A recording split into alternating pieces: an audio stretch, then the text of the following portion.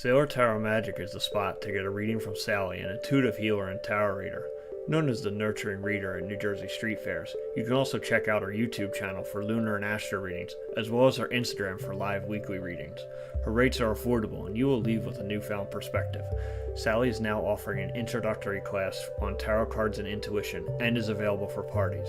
Call or text 732-314-0777 to schedule your reading today.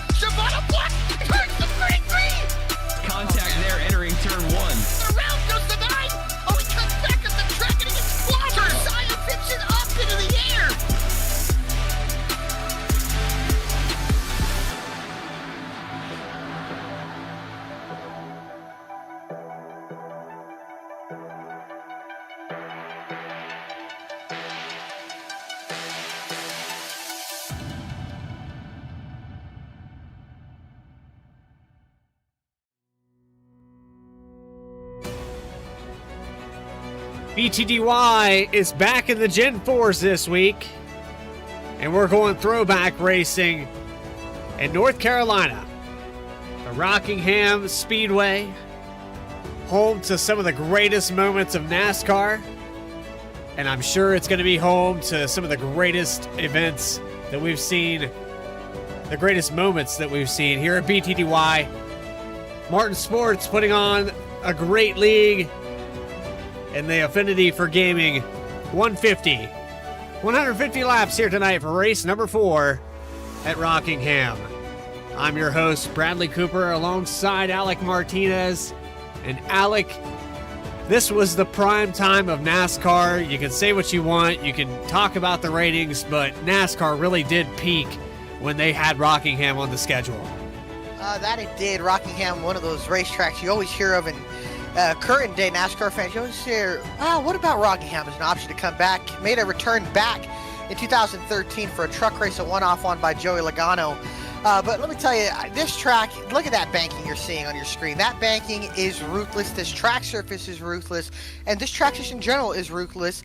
And they don't call it the Rock for nothing. Not Dwayne Johnson, but the Rock here at Rockingham here in North Carolina. This track, one of the most unique tracks you'll ever see on this BTDY schedule, and one of the most unique tracks you'll see in the country. This track, it's high bankings, but it kind of races like a short track, but you're carrying a lot of speed, and you're carrying intermediate mile speed. So it's going to be interesting to see how these guys tackle. We know these Gen 4 cars, 950 horsepower. The tires are going to be sliding. And boy, oh boy, is that going to put on a show here tonight. There's nothing better than watching these guys race at it here. And I'll tell you what, this race, it's going to be competitive. The times are all close to top 5, only separated by a 10th. And I'll tell you what, there's one guy that has an advantage, and I'm going to try to make him my pick later here tonight. I know it's a low-hanging fruit, but I just love the speed that this guy's been having all year, and he's looking for that first win. I'll tell you, this race, this track, we're going to see great racing. We're going to see beating and banging, and we're going to see a couple wrecks. This backstretch, very dangerous. One car spins up in the front, it's going to be a multi-car wreck because these straightaways, they are self-clearing.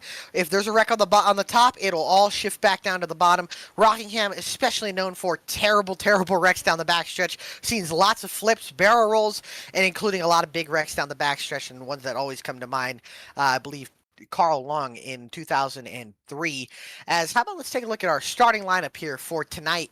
Here for tonight's Affinity for Gaming 150, the Magic Man himself, Adam Cabot, on the pole with a 23.867. And how about the rookie starting right next to him in his first career first row start in Ray Massey with the 23.964, starting in second. Row number 2 has Keith Mayato and Brody Hayes, the VSPEED teammates. Row 3 has, starting in 5th, how about that, David Shieldhouse. Good to have him back after winning the NASCAR champion, or NASCAR Coca-Cola iRacing Series champion as a spotter. Ben Baffert, who we've seen these guys get into it, will be starting right next to him in 6th. Row number 4 has Angelo Ronis and Bailey Turner, the guy who won Daytona this year. And then row number 5, Chris Samard in the 77, and the Italian stallion AJ Stravato rolling off in 10th. I wanted to add there, you talked about the backstretch. They used to pit on the backstretch of this racetrack, so there is an inside retaining wall. It's kind of similar to Dover, where it kind of clogs up like a tunnel down that backstretch when they start to wreck. So guys are going to have to look out for that. Turn 2, very deadly. That outside wall sneaks up on you fast, as you can see right there. It flattens out. So here we are at row number 6. Joshua Banks in 11th position. Dennis Faircloth going to start 12th, and he said he turned over 300 laps to practice here tonight. Jeremiah Vincent's going to start 13th with Cody Atkins in 14th. 15th spot is Noah Mikowski with Reggie Ortega in 16th. 17th, Jacob Locklear and Brett Baldick in 18th. And rounding out your top 20 is Dennis Steele and Yusuf Ghali.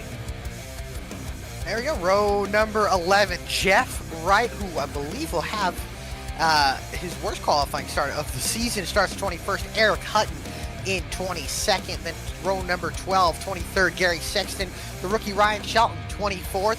Row number 14, is going to be, actually it's row 13, Josiah Vincent, Dallas Sullivan. Then you got Max Koss, Lyle Solfridge in row 14. Row 15 is going to be Alan Dice and Nathan Ostrowski. And then rounding out the field here tonight is going to be Nick Starling. Boy, oh boy, do we have ourselves races. They'll add an extra pacing lap just for us. So give us a little bit of a track factor. Let's actually go to see how our weather's looking. Is the track temp looking? We'll pull that up in just a second.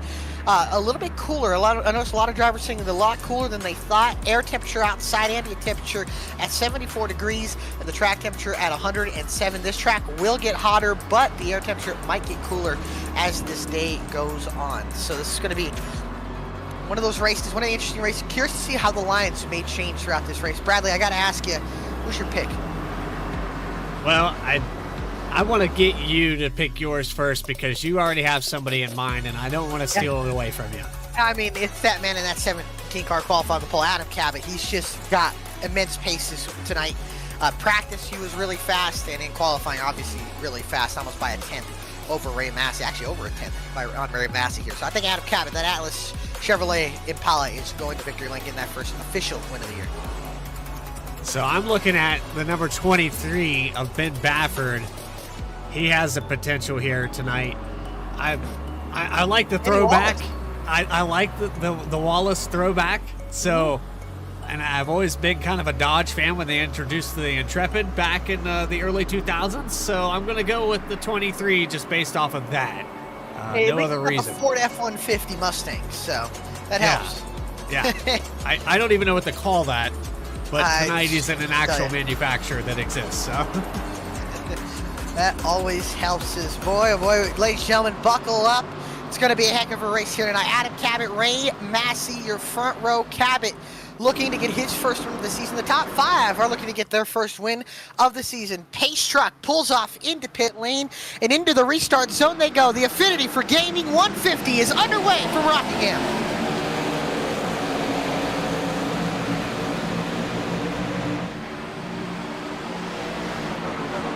Ray Massey's going around, he's saving it.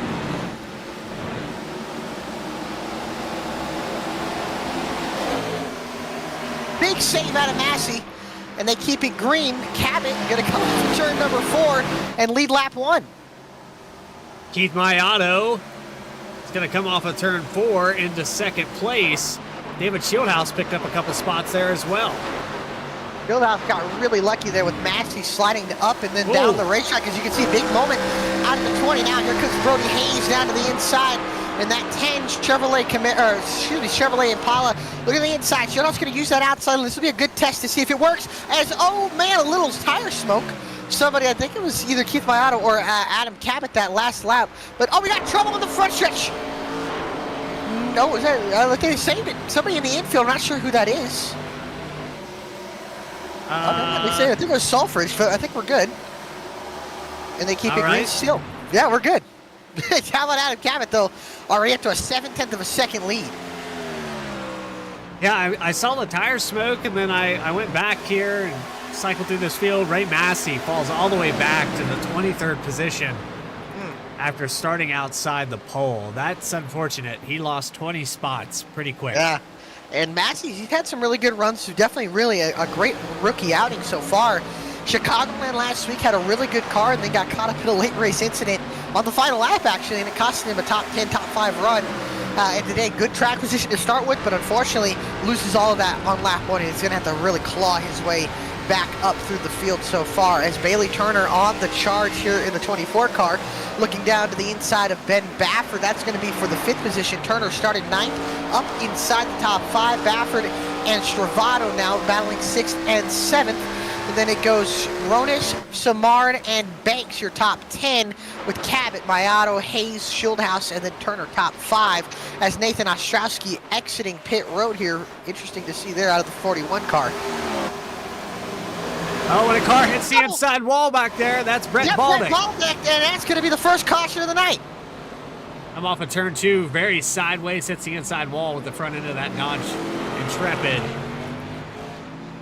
Let's go back and take an instant replay. It looked like he just got loose all by himself. I don't think he had any help here.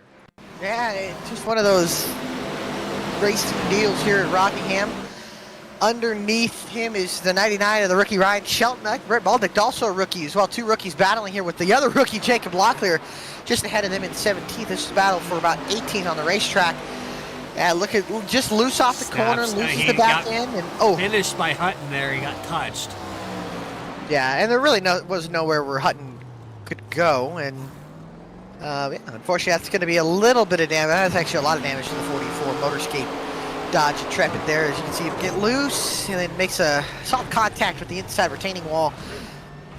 And again, lap 6. So a long race, 150 laps is Jeff Wright bringing it down pit road. Lyle Sofridge and Brett Baldick going to bring it down pit road. I'm curious to see Jeff Wright. He's been so good this last, the rating champion for a reason, but he's been so good. A second and then a win at North Wilkesboro, and what could have been another win at Chicago. Unfortunately, got caught up battling with Yusuf Ghali, last week's winner, and as well, Ben Baffert made some contact with him, and then Baffert and Wright went up into the outside wall, unfortunately ending Baffert's night, and then Wright was actually able to still rally and get a top 10. Yeah, it was quite the comeback, and, that's the resiliency of, champions, that they come back, and, you could talk about all the wins and all the scenarios where they had good speed and were up front leading laps, but ultimately what wins you the championship is having those off nights and making the best of it, mitigating the damage. And as I would say, what a champion Jeff Wright is, and he's solid week in and week out. Adam Cabot, though, your leader. Keith Mayato, Mayato, he's had some really good pace these couple of weeks. He was really fast at North Wilkesboro, had good longer pace. Same with Brody Hayes. Brody Hayes had probably the best car at North Wilkesboro. Got past the late race restart from Jeff Wright, who took the win. But as well, remember, Hayes got the pole, and then he got a restart violation, opening up the race. He went all the way to the back and had to claw his way back up through the field and rallied and got second, and honestly should have won that race. But, you know, Jeff Wright was able to have a little bit better execution.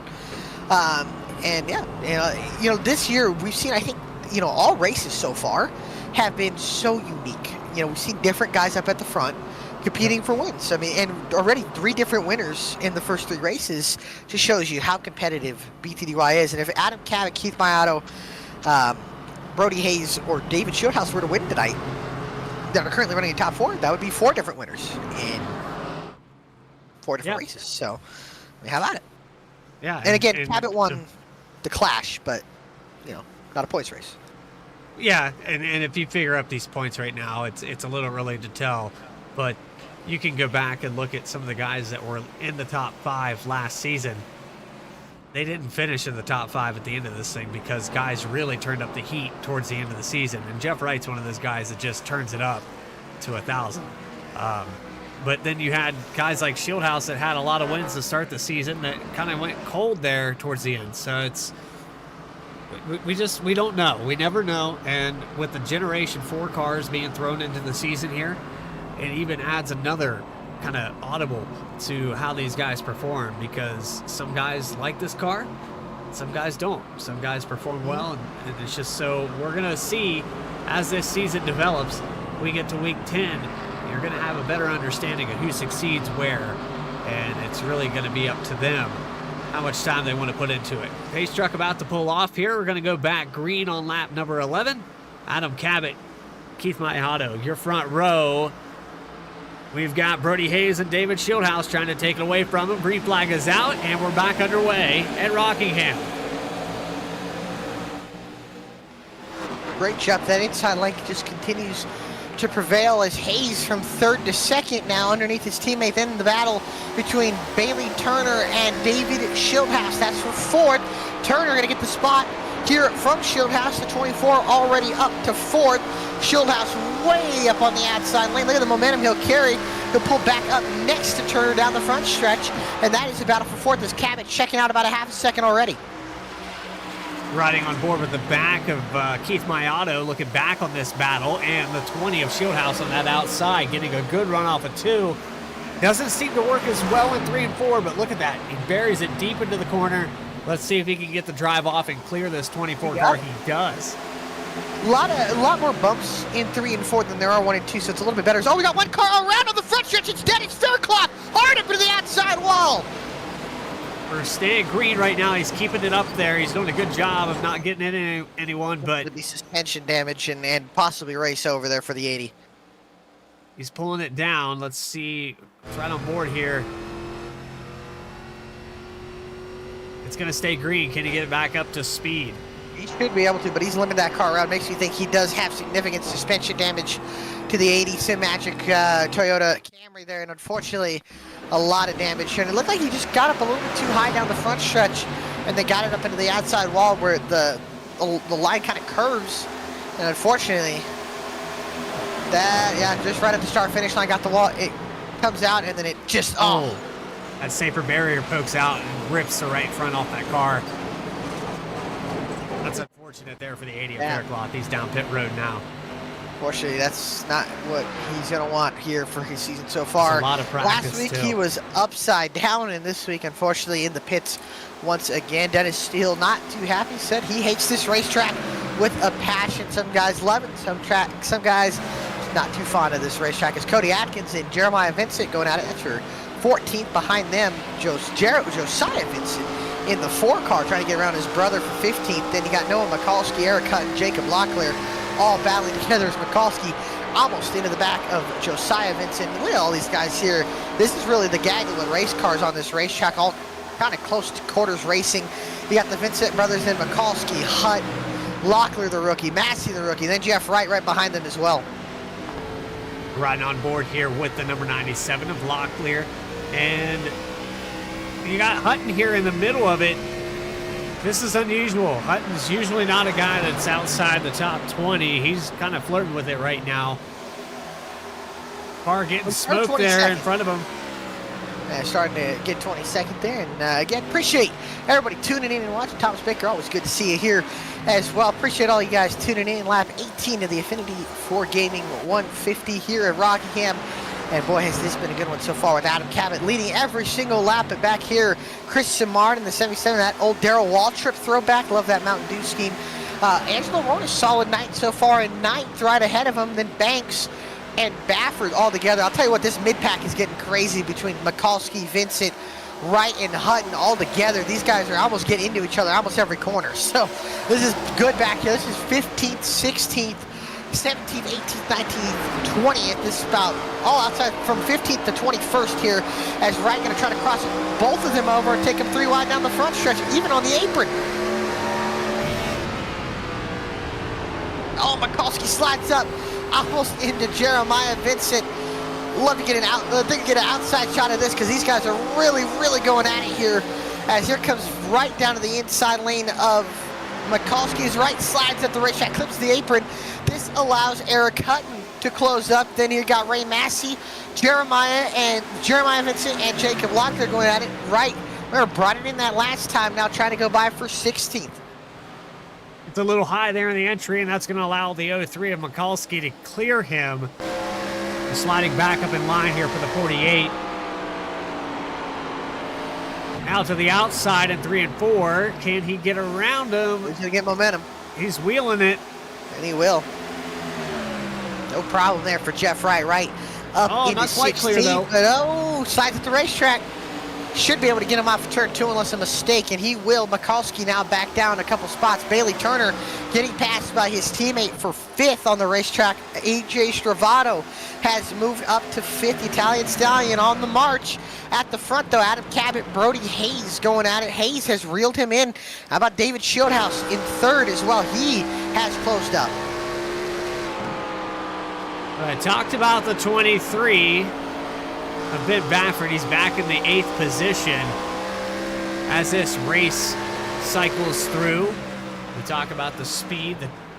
Looks like the sun has come out, so we'll check back in on our weather. It's actually cooled off significantly, yes.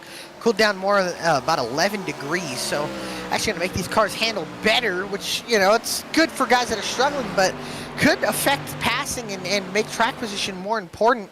Although these cars still nonetheless are kind of sliding around. And I'll tell you, David Shieldhouse kind of moving up the racetrack, utilizing the difference of lines here. Hayes and Cabot are relatively on the bottom most of the corner in 1 and 2, and even in 3 and 4. But that last lap, Shieldhouse used the outside lane. I don't know if you want to use it too much because of the way these cars are and the way the tires are. But you can see Shieldhouse goes way up high and then swoops it down off the corner, trying to build a big run down the front stretch. He seems to be working a little bit, but it's not working as good as you would hope. It doesn't seem like the outside lane works in 3 and 4, or excuse me, in 1 and 2, but it works in 3 and 4. On board here with the number 20 of David Shieldhouse, and he has reeled these guys in. Look at that, all the way up on the outside, catching it with the throttle, getting it to turn. Gonna have a 3-way battle for the lead here momentarily. Yes, we will. 3 cars going to be under a blanket here for the lead. Adam Cabot still holding on. He's led every single lap tonight. Started on the pole, fastest in practice. Can he go for the Grand Slam if you so will, with leading every lap, which I don't think I've ever seen happen in this league, or even winning. I mean, going fastest in practice, pole, and win. I think I consider that a Grand Slam as well. So, top 3 pulled away, and then about 1.4 seconds back is Keith Maiato. And then it goes Stravato, Turner, Baffert, and Banks, who are kind of battling all together. Baffert just got by Banks, then it's up to Ronis and Simard. But this battle for the lead, though, look at this. And this is on board with Keith Maiato. You can see those 3 cars up ahead in the distance. All together, Shieldhouse gets a little bit loose there, and it's going to lose a little bit of time. But Hayes just stalking Cabot's moves right now. Going to try to, probably save those tires. We know Cabot got out to an early lead. Although, as I say that, Hayes is trying to pressure Cabot into a mistake here. He's up on the bumper, filling up that mirror in the 10 car. Ever so closer. Well, he's going to get a nice run here off of turn number 4. Hayes going to get a big run down this front stretch. Where does he go with it? Is he going to be enough to get the lead? He'll back off. Then Shieldhouse swoops it out wide. trying to cross him over and get that run down the front stretch. Down the back stretch. He will down Thunder Alley, but is it going to be enough to get to the side of Hayes? He'll go up to the outside now, trying to utilize that outside lane, maybe get one position.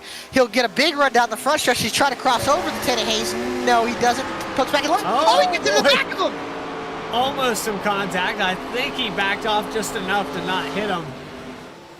You know how this car can react to that. Yeah, and here he goes to the inside. Now. Yeah, that was almost, a wreck there between second and third, but Hayes now going to try to defend that position on the outside lane. He will.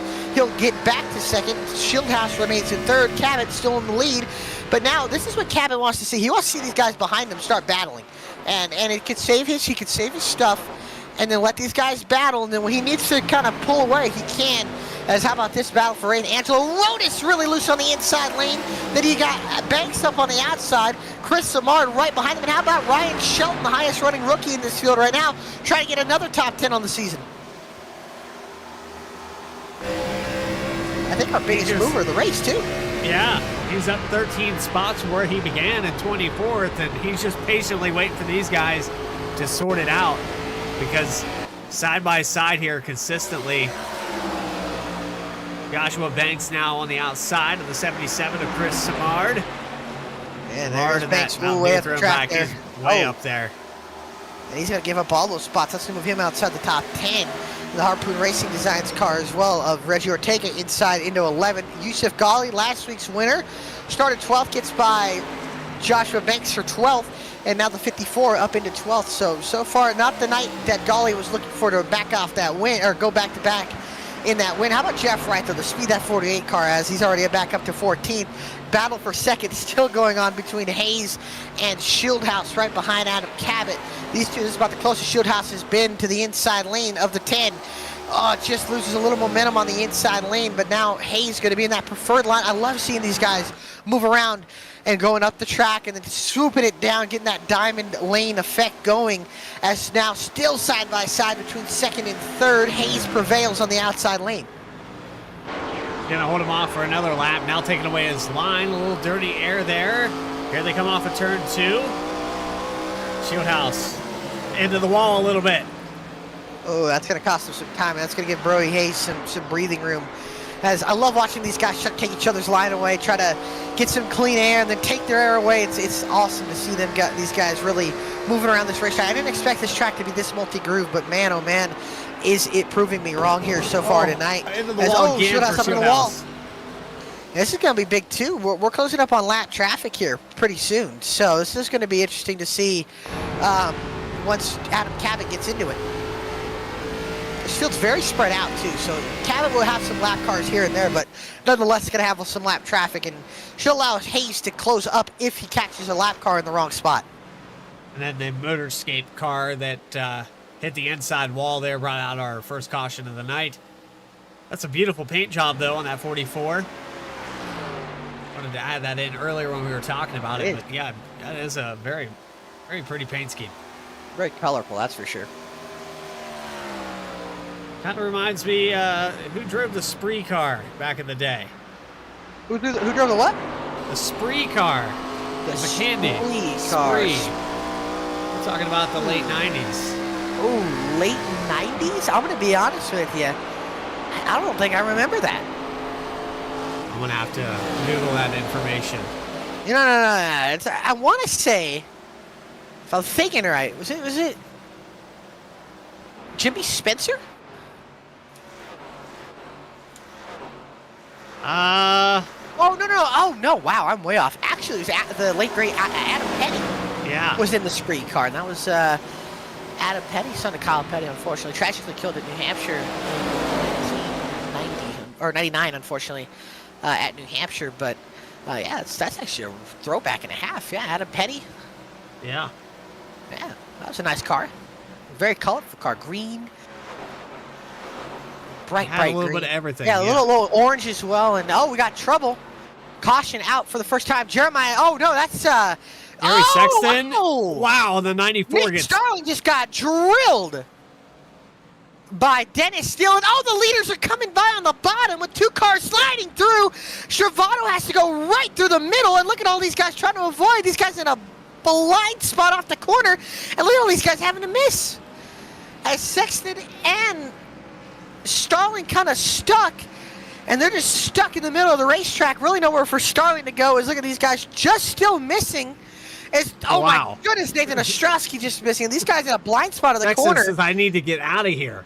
Yeah, Sexton doing a great job getting out of the way, but Starling might be done. No bumper on that car, and we'll go and look what happened.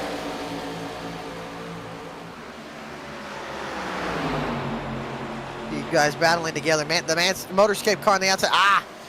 Oh man, that's a hard hit for Gary Sexton. And Starling all there, and look at these guys trying to miss, and then nowhere for Dennis Steele to go. Drills Nick Starling, rips the front bumper cover off. Sulfridge just barely misses it. And look at the leaders coming off of turn 4. This is a big thing with lap traffic. They were pretty far back in the pack, so the leaders were closing up on them quick. And yeah. Gonna go on board here with Brody Hayes. They come off of this exit. And there was, I think, Yusuf Ghali, or maybe, no, the 33, I think, went in between them. Yeah, right in the middle. Yeah. So we have a caution. Here they come off the corner. They're like, these guys are sitting here. Yeah. Woo. Okay. Big miss there as well. And as pit stops are, in fact, happening, Adam Cabot does win the race off of pit road. Then Hayes, Shieldhouse, Travato, Turner, then Ronis, Baffert, and Mayato. And unfortunately for Keith Mayato, speeding on pit road. So the 36 is going to have to go to the tail end of the field here. Yeah, unfortunately he will. That is an unfortunate situation there. So Dennis Steele with some damage, Gary Sexton, Nick Starling involved, Ostrowski 3 laps down, and Dennis Faircloth retired in the garage here. And while we're under caution, how about we, who should we pull? Should we pull up Brody Hayes? Let's bring up the 10. Get Brody in here. Brody Hayes, Bradley Cooper, Al Martinez in the VSPEED booth. Got a copy? Yes, sir. Well, buddy, you had, so far, an event 4 race, started 4th, you're up in 2nd. Seemed to be utilizing that outside lane, maybe had something for Adam in the late run. How's the car feeling out there? I don't have anything for him on the short run. He's got that figured out, but long run, it just seems to tighten up a little bit to my liking, and you can keep that roll speed on the outside and get the drive off better than what I could have than I was doing on the bottom. So it's a little hairy for the first 5-10 laps, but after that it's still sketchy if you overdrive it, but it's not bad. So from what I'm hearing, a long run, you might got a shot at Adam. You might have a shot at Adam Cabot. Yes, absolutely. All right. Well, we love the confidence there, brother. Well, go get him, and hopefully we'll be talking to you at the end of this thing. Yes, sir. Thank you. All right. That's Brody Hayes, number 10, Chevrolet Speed Lab Chevy Impala. As from what I can tell, the top 6 are Chevys, I think. Yeah, Cabot, Chevy, Hayes, Travato, Shieldhouse, Ronis, and Turner, all Chevys. And how about Angelo Ronis had a decent pit stop, gained some spots now in the top 5. AJ Travato gained some spots after actually the quickest pit stop of anybody in the field, or at least in the top 5 with a 14.1, Cabot 14.6, Hayes 14.3. So good stop from the 33 crew. As we will be coming to the restart again, 45 laps into a 150 lap race here, closing up about 30 or so laps away from halfway as the pace truck will pull off into pit lane. Cabot, Hayes will be your front row, and into the restart zone they go. Green flag back out in the air, and we're back underway from Rockingham as Hayes spins the tires. Now 3 wide there with Shieldhouse. Was 33 is Travato. Shieldhouse not going to let the 17 get out of his sight this time. Yeah, Wright took it up on the outside, tried to go through Samard and his teammate Ortega, they back out of it. But Wright still being aggressive. That caution really played into Wright's hands, being able to kind of get bunched back up with the field. That 48's got a lot of pace. He's going to shoot the gap. Splitting 3 wide. He'll have to back out as the hole closes up. He'll have to go right behind Samard and his teammate Reggie Ortega slides up the racetrack now. Yusuf Ghali trying to insert himself into the picture. Turner very loose. Baffert crosses him over. That's the battle for 6 on the racetrack. And now Turner under pressure, under fire from the 23 of Baffert. Wright gets by the 2 of Ortega. Now Ghali, Samard gets up the racetrack and gets clipped from the 48. Able to hold on to it, though, and that was a heck of a save there for the 77. Keeping it from hitting that inside wall, but he has still got his hands full. These guys are slip sliding around on the exits. A little more rubber on the racetrack than what these guys had at the beginning of the race. So the track has picked up some rubber and a little more slippery on these colder tires here. As Samar's still sliding around, here comes Yusuf Ghali finally into the top 10. This is the 54 car, and he'll look for 9th to get by the 77 of Samard. Ortega now trying to get back. Samard clips the apron, and he almost loops that car around, losing more spots. Get back on the instant replay here. We just missed that angle, so we'll take it back here as he exits turn 2. Here's the contact with the apron. Able to hold it together, though. Very close call. Yes, as Baffert gets by, Wright gets by Baffert. Wright already up to 7. 48 car really starting to make some headway up to the field. And he's showing the speed that he usually does about the halfway point. Jeff Wright just out of nowhere. It's kind of been a sleeper season lately for the 48. He comes in here a little off pace. Well, he comes in a little off pace, figures out the race, and then with about 20 to go, you see him competing for the lead. He's turning on the jets right now, but still a little bit of ways to go till he gets to Adam Cabot, Hayes, and David Shieldhouse. Cabot has opened up to about a 0.3 of a second lead over David Shieldhouse. You can see on the board behind him. Then you got Brody Hayes 3rd, AJ Stravato and Angelo Ronas 4th and 5th. Turner, Wright 6th, 7th, Baffert 8th, Ghali 9th, and Ortega having a solid run in 10th. Banks a little bit outside, closing up to the back of Ortega, and then the mid-pack with Samard, Atkins, Mikulski, Vincent, and Locklear is pretty close as well. And Brody Hayes has to be kicking himself for spinning the tires there on that restart, because it was hard enough that, you know, we had that short run speed with Cabot. Now he just made it a little bit more difficult because that speed's there in the long run, but he just lengthened it out to almost a second. Yeah, now David Shieldhouse, who was right with Hayes that last run as the run went on, is starting to pressure Cabot a little bit for this lead. Cabot still has led every single lap in this race, and right now he's looking pretty good to lead all of them as battle for 8th, Yusuf Ghali and Ben Baffert racing each other. Here they were side by side. Now they are side by side again in the middle of 3 and 4. Then behind them, battle just inside the top 10 with Ortega and Banks going at it. Baffert still under pressure from his teammate Yusuf Ghali. Ghali starting to have some speed. Him and Wright really starting to find some pace in their cars. On board here with the 35 of Joshua Banks. He's slowly pulling up here to Ben Baffert. Let's see if he has a move on the outside. He's going to go way up high. You can see the drop-down camera live shot. And I want to preach again to all these drivers that are in this league as we look almost 3 wide here. Banks way up the... I want to reestablish that all these drivers, this is open to anyone that wants to come out here and have these onboard cameras, that we can have these in live real time. So if you have a webcam and you race at BTDY. Oh man, no, up the wall there. That was close.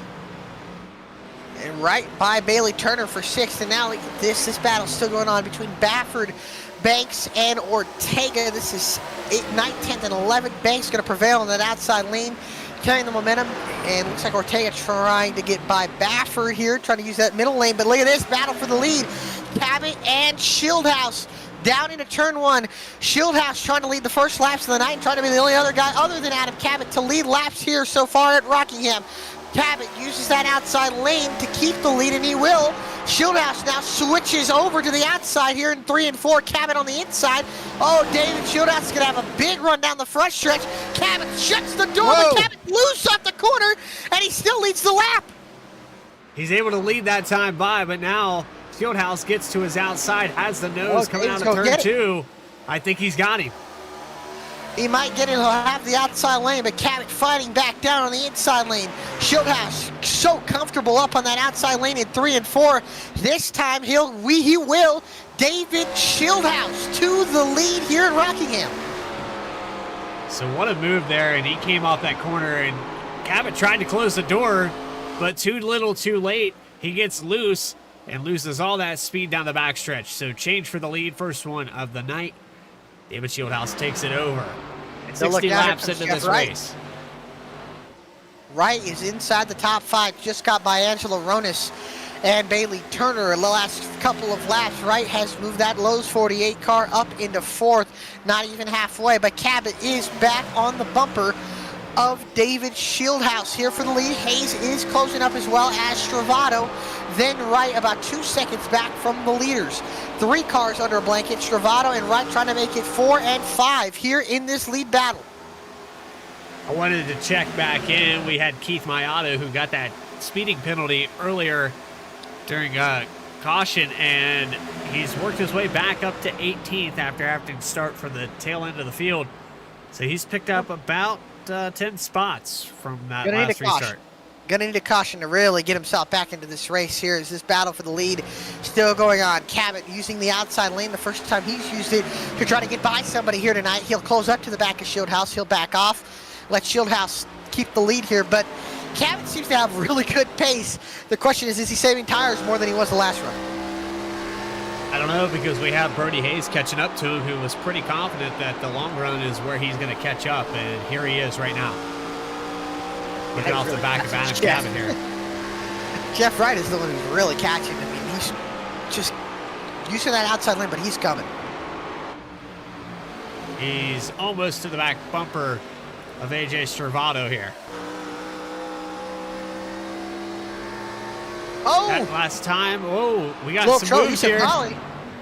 He said golly, a little bit of trouble. Not sure what happened there. A big moment from the 54. Last 3 or 4 positions there off of turn 2.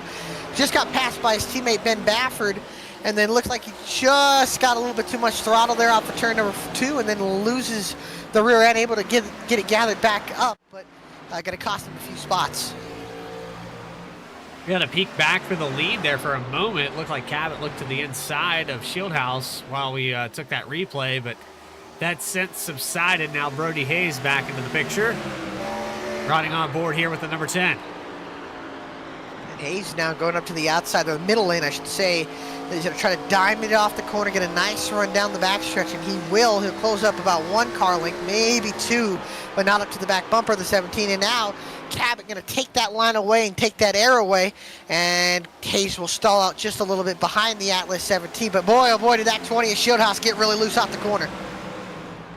He does get loose, and that puts the 17 back on the bumper. And we've had, it seems like the clean air isn't all it's cracked up to be as a pass. He gets really loose. And a pass back for the lead. Brody Hayes might follow suit here.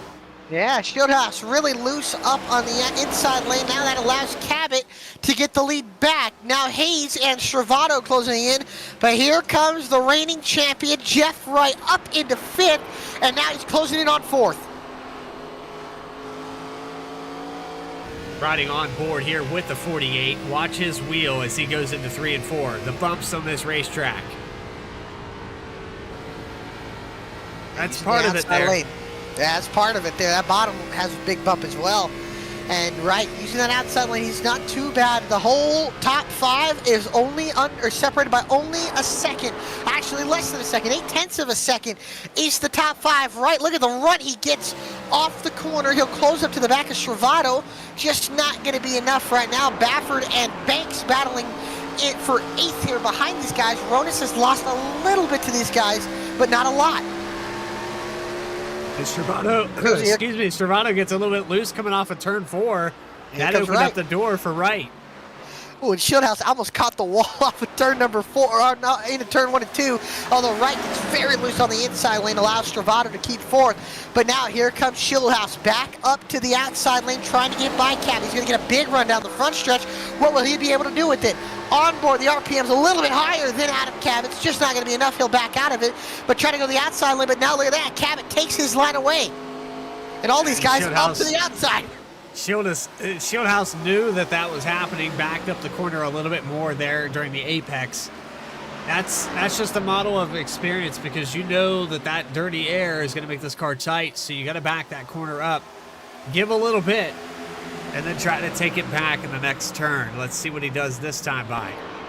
Yeah, but smart. When he knows that Shieldhouse is right on him, then he goes back up and he takes that, and then he takes that line up and takes that line away, takes that clean air away from the 20. Doesn't want that 20 to get any sense of clean air to that car. But now look at that. Cap takes the line away on the bottom for Shieldhouse, and now it's just going to be a game of who can guess what line correctly and get a run. As here comes Jeff Wright to the outside of AJ Stravato. We saw that happen a moment ago. Cabot was just a little bit late on taking the block and taking it up to the high line, so he's not going to be full twice. There's for fourth position. Wright gets around Stravato, and they're going to dive it into 3 and 4. Stravato now going to fall back to 5th position. Brody Hayes has been quiet this time around, though. I think that restart is still playing a role. Yeah, it could be, but I think he's still saving his stuff. There's still a long way to go in this race. We are coming up to get into start the halfway lap next time by, as our Cody Atkins here and Ray Massey battling 13th, 14th, and 15th. Keith Mayato has caught these guys as well. Hutton and Ortega battling side by side here for 10th. That's up ahead of these guys here. And Eric Hutton so far having a decent comeback. He started 22nd, and now he's up to 11th, up 11 spots so far. Up ahead of them, though, another battle going on between Banks, Turner, and Baffert. Remember last week what happened between Banks and Turner? Banks was too happy with Turner. Will he voice any displeasure? He's going to run up tight on the 24's door, and now he's really running him tight. Still a little bit of, a little contact now on the front side. Oh, more contact. Oh, look at that. Bailey Turner at the wall. Turner head on into the wall and race over for the 24. Wow. We were just talking about it. Wow. And Bailey Turner, the points leader, destroy on lap 76, and Joshua Banks possibly sending a message after last week's race at Chicagoland.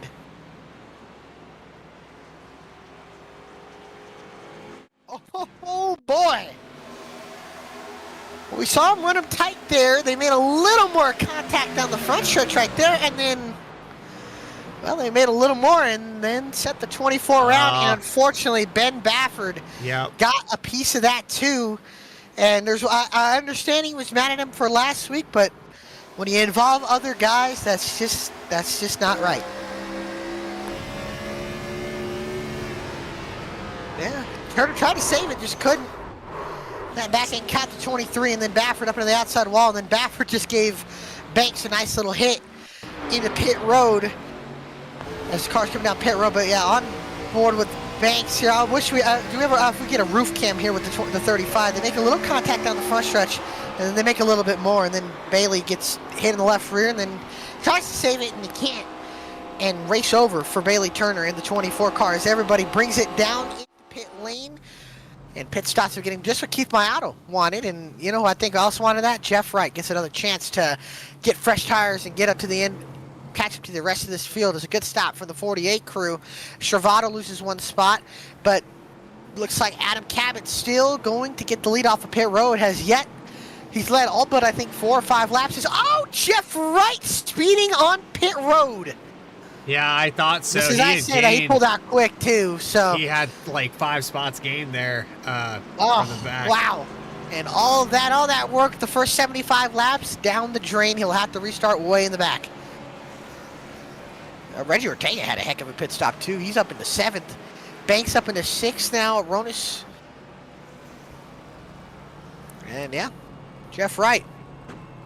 Gonna go all the way back to 25th. Ben Baffert still in pit road, getting damaged, fixed. Bailey Turner's night is probably going to come to an end here as pacing still going. Who should we pull in while pacing? I don't know. Is David Shieldhouse here? Don't see Shieldhouse in the Discord. Oh, he's here. He's here. Okay. Let me see if I can dial him up. David Shieldhouse, Alec Martinez, Bradley Cooper in the VC booth. Got a comment, buddy? Hello. Hi. Well, you're doing pretty good, man. You're using that outside lane, and it seems to be working. You've led 8 laps so far. Do you think you got anything for Adam here? Yeah, I got something for him.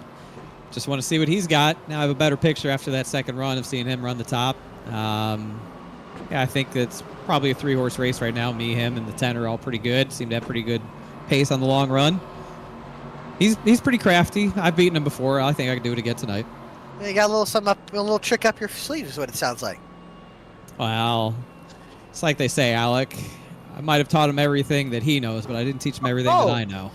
Okay, all right. Well, we're looking forward to seeing it there, buddy. Well, hey, man, we wish you the best of luck, buddy. Go out there and go get him. Thanks. It's been a fun race up to this point. Hopefully we can keep the second half of the race as clean as we've kept the first one. Absolutely, man. All right, good luck. That's David Shamhouse, Splash & Go Graphics, number 20, Chevrolet Impala. Or Chevy Monte Carlo, sorry. I mean, there's Impalas, Monte Carlos, it's all over, man. But Yeah. nonetheless, We still got a Chevy, everything still a from bow tie. 2001 all the way to 2008. It's everywhere. Yeah, well, at least they're not the COT cars, because that was a little different. Thank God they're not the COT cars. I'd hate to see the shopping carts go backwards and flip over. I do like that. You know, people hate on the way the COT cars look. I didn't mind them, especially with the spoiler. They kind of looked really good. That's just my opinion, though. I know they weren't the greatest racing cars, but man, they look cool. I kind of like the way they look. But They made for good Hot Wheels. Yeah, exactly, yeah. As the top two, Shieldhouse and Cabot. Your top two on the front row. Pace truck will pull back off into pit lanes. Coming to crunch time here in BTDY. Green flag back out in the air. Back on the way. Shieldhouse spinning the tires. Now side by side between Hayes and Shieldhouse. This is the same thing that happened to Brody Hayes, and he was able to take advantage of it the last time Shieldhouse got up there to second, but it's not quite the same because they're still side by side going into 3. Yes, they are. Shieldhouse going to have to utilize that outside lane on lap 1 of this run. Hayes on the inside lane just strips up the racetrack a little bit. Now loses the back end. Now, we got trouble down the front stretch. Jacob Locklear sliding, slamming into the pit barrels. Oh, and he's upside down. Big hit for Locklear. They're going to have to throw a yellow. Actually, he gets sent won't. to tow.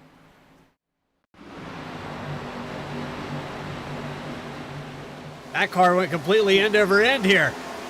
Yeah, and he slid into the pit barrels. And Oh, no. I don't really know what to say about that other than iRacing. iRacing. And the 97 goes upside down and race over for the rookie in the Red Bull, number 97. Now up at the front, Stravado trying to make a charge at Hayes, got really loose.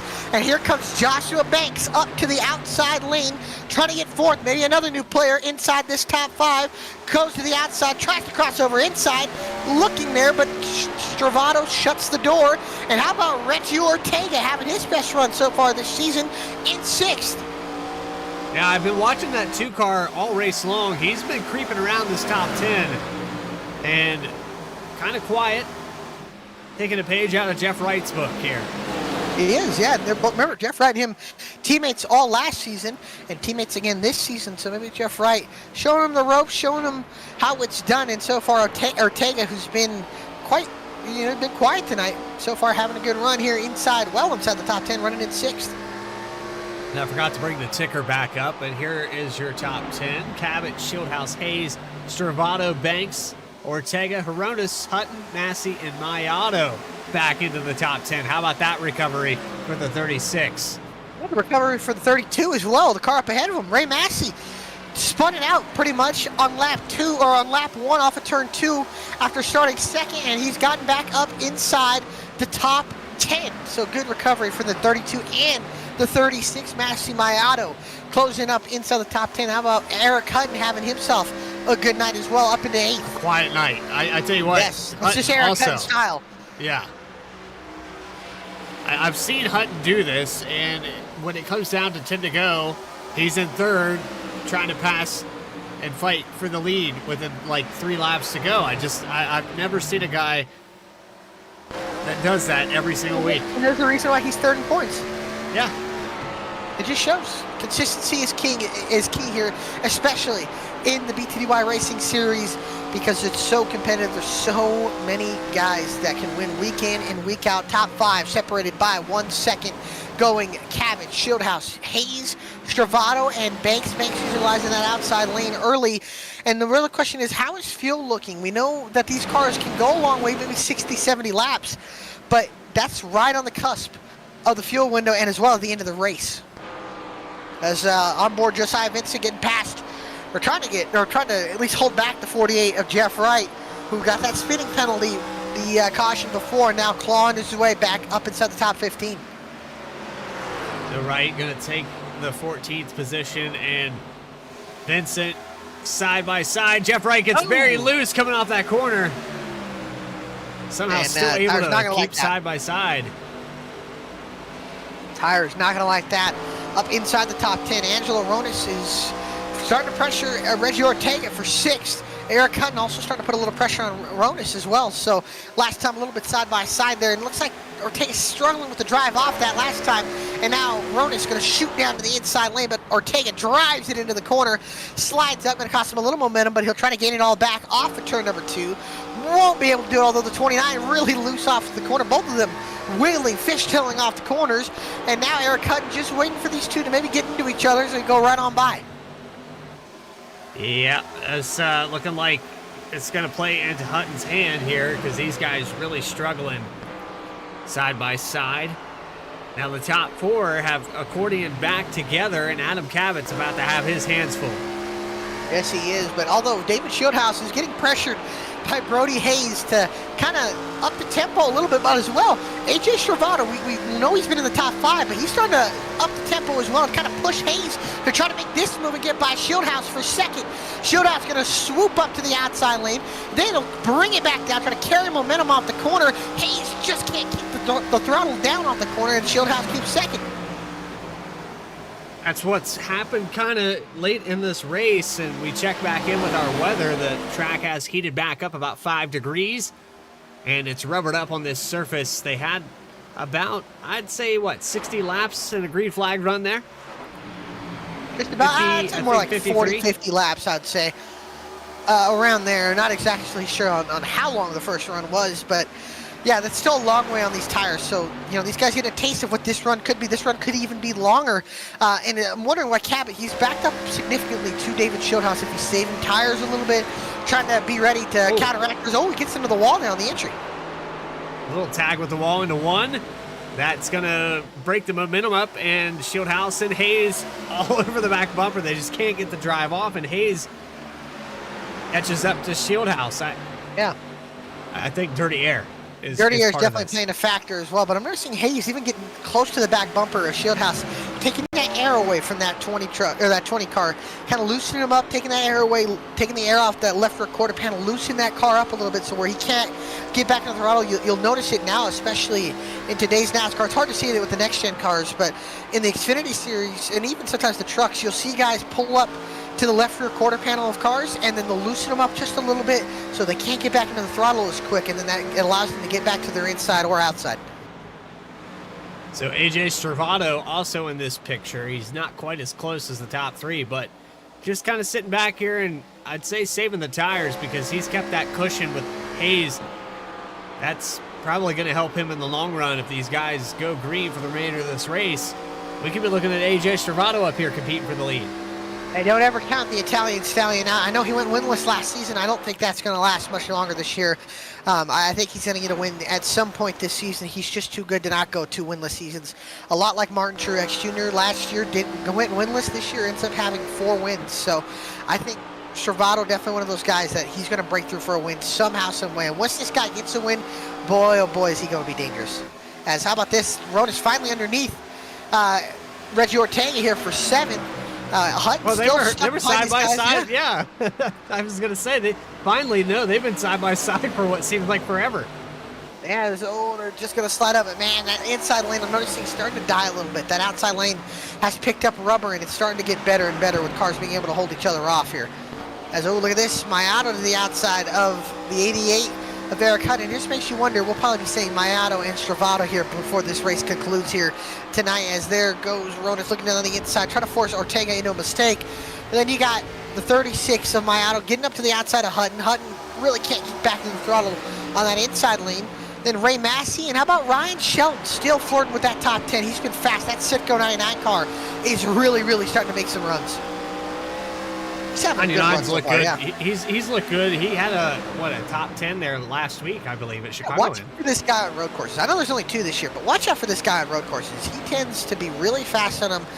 I don't know, when we get to Sonoma in 2 weeks, Jeff Wright kind of owns that place. But Ryan Shelton could be somebody that just might upset Jeff Wright, although it's going to take a lot for the 99, especially a rookie. It's going to be hard, but I think if there's anybody that can challenge Wright, it's definitely, I'd say Shelton, Baffert, and Turner probably would be the best when it comes to road courses and maybe being able to stand. Who knows? Keith Maiato, very good on road courses as well. So you just never know. And I'm not knocking anybody here. I'm just saying you tend to see the road courses, the trends of the road courses, those tend to be the top 5.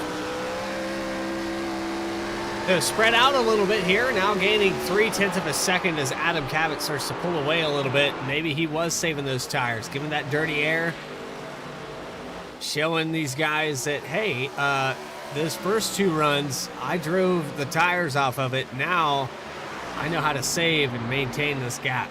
Well, maybe David Showhouse, like he said in that when we interviewed him, a little trick up that sleeve here to go here. And from what I can tell, unless a restart, these are going to be the 4 cars battling for it here by the end of the night here. Once the end of this run concludes, I'll tell you what, Ben Baffert, Noah Mikulski, Josiah Vincent, Yusuf Ghali, all 4 cars under a blanket here. That's from 13th to 16th here. Look at these guys all over each other. If a caution comes out, it might come from this little group right here as Baffert slides. So does Mikulski. They door bang down the backstretch, and they get it all right into the right direction, but a little more damage to the 23 of Baffert. Baffert able to get around him, but now 3 wide. Vincent. I think he thought better of it, and he'll back out. Now Ghali will get that spot away. And now Vincent trying to get that spot, and now up inside the top 10 as well, let me tell you. Joshua Banks has kind of come back. Oh, he's in the wall, actually, and Ortega has to check up. This is going to allow this entire front 7 to kind of stack up, and oh, man, it got tight in a hurry as Banks got up into the wall. Now this has allowed Ronis, Ortega, Maiato, Shelton, and Hutton all on top of each other. Now these guys all sliding around. Look at this, all over each other. Look at this. Maiato on the outside in that green 36 car. Then you got Banks behind him in the white car. How about Jeff Wright closing up already? Yeah, Man, Wright man, came Jeff back is having from a great race. the tail end of the field here. At 48's got pace, but he's got to be careful here because this is going to be tricky to pick through.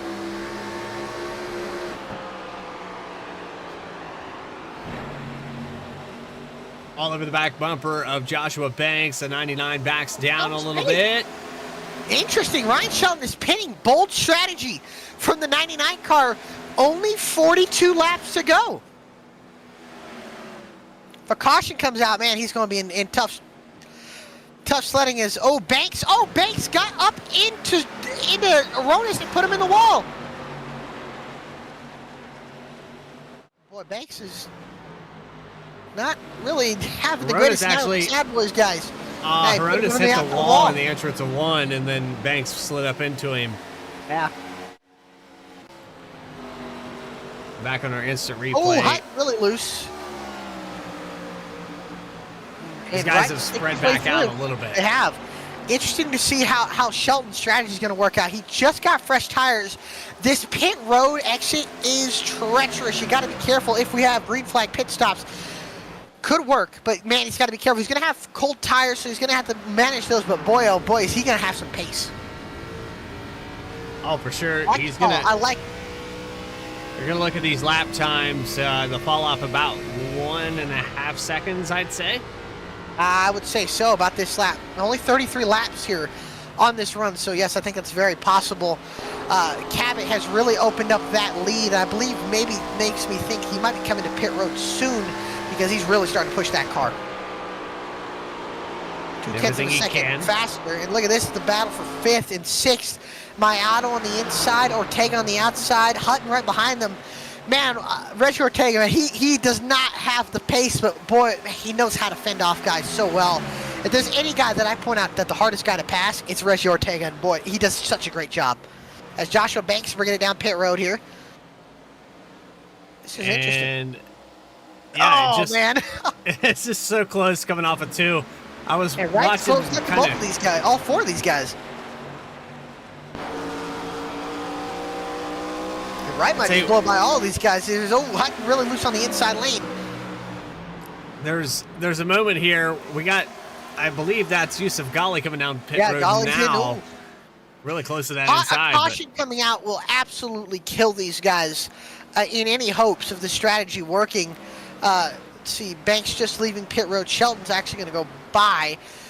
Curious to see. Shelton's last lap time was a 24.6, so about 0.8 of a second faster than Adam Cabot, who's still on the racetrack. Demard Steele down pit road as well.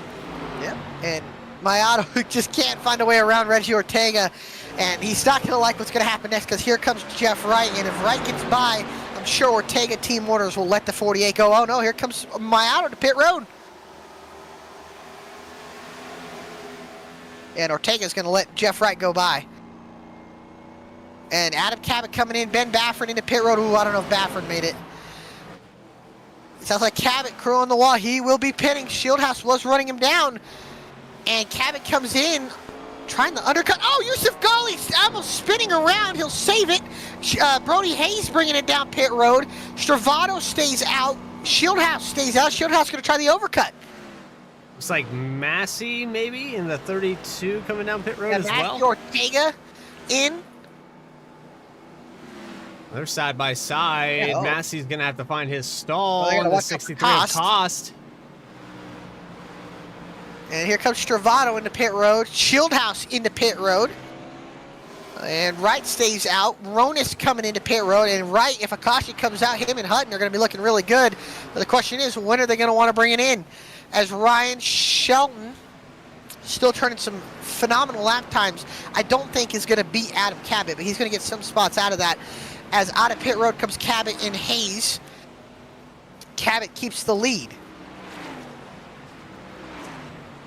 First car lap down now, although Ryan Shelton will jump Hayes, but he'll have significantly older tires. 8 laps, still about probably half a second worth of time there. As Eric Hutton, your leader here, caution comes out. That 88 is going to be looking really good, as Jeff Wright has also brought it down to pit lane, but Hutton crew on the wall going to be coming in this time by Jeremiah Vincent, Cody Atkins, Noah Mikulski, Alan Dice. The first top 5 have yet to bring it in. Hutton now on the binders, bringing it into pit road. These guys doing a great job getting in here. This is going to be a significantly longer run here. As Shieldhouse exited pit road. Oh, and a caution! Caution is out! And oh my goodness, does this change this race? AJ Stravato in the 33. He gets trapped down pit road. Yeah. And Jeff Wright going to get trapped the lap down, who just brought it in. Eric Hutton, if he can get through pit road, he's going to get his, I think he'll be fine. Yeah, Hutton's going to stay on the, oh no, he's going to get trapped a lap down. Jeremiah Vincent is your leader. Oh my goodness. Can Jeremiah Vincent, Cody Atkins, because one of these guys win this race? Only 30 laps now. It's a big upset. Can we figure out where that caution came from, though? Was it the 33 of Stravatos? What I'm trying to figure out here. I'm not sure if it was. Oh, yeah, it was. Stravato lost it. And then Stravato went around. Banks just missed him. And Stravato spun into pit lane. That was beautiful. 360 into pit lane. But I don't think he was trying to do that. No, and let's go back a little bit further here. No, he was not trying to pit. No. He hadn't pit yet, I don't believe. No, you know what was perfect for Eric Hutton? Eric Hutton got the lead. Eric Hutton got his stop and got the lead. When the caution came out, he was able to get his lap back because he was ahead of the leader at the time of caution.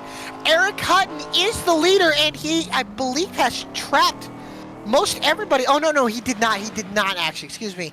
Mistake on my part. He's actually a lap down, but the first car, here comes Vincent a lap right down, here. yeah. And Jeremiah Vincent, right at the line, just lapping him. If Hutton would have breezed through pit road, he wouldn't have gotten lapped. But now, look at your, and Cabot's going to stay out on 5-lap older tires. Makes me wonder, is he going to bring it in? But I'm not sure. And let me look at the tire sets. He's still got another set in the bank if he's willing to use it.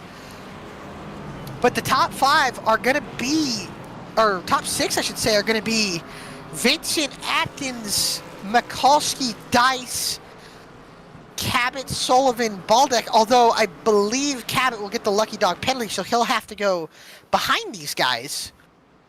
And everybody behind him, from Eric Hutton, who's in 8th, all the way to 23rd, AJ Stravato, is getting the wave around. Well, we try to get this all sorted out. The Affinity for Gaming 150 at Rockingham Speedway. We're going to go to a quick commercial break, and we'll be back live on VSPEED right after this.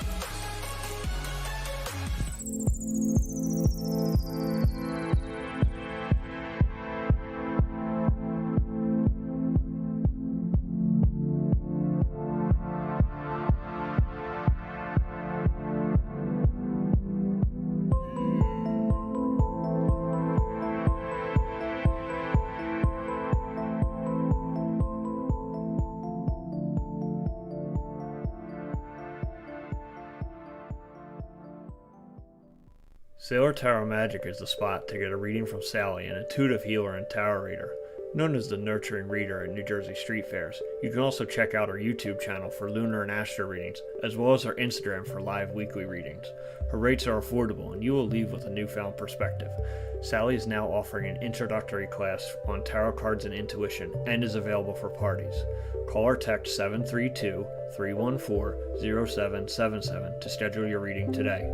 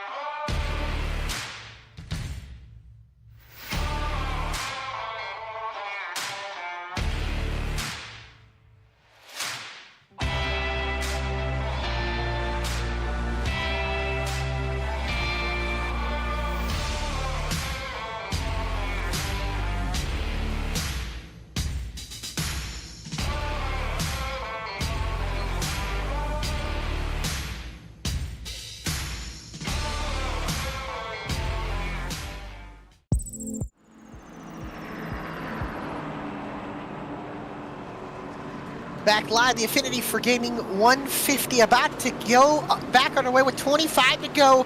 A change with a caution has put Jeremiah Vincent and Cody Atkins on the front row here to settle at 25 to go from Rockingham. Green flag is out, back underway. Vincent, Atkins back on the gas. Everybody behind them spinning the tires. Baldeck misses a shift. And now we got guys all over the racetrack trying to spread out. It looks like Adam Cabot and David Schultz trying to make some headway up to the field. Sullivan and looks like, is that? Yeah, Jeff just sliding around a little bit here. And now look at this, 3-4 wide. Brett Baldeck up into the outside wall. Look at this scattering here. Ostrowski, a lap car, 3 wide with Hayes and Shelton.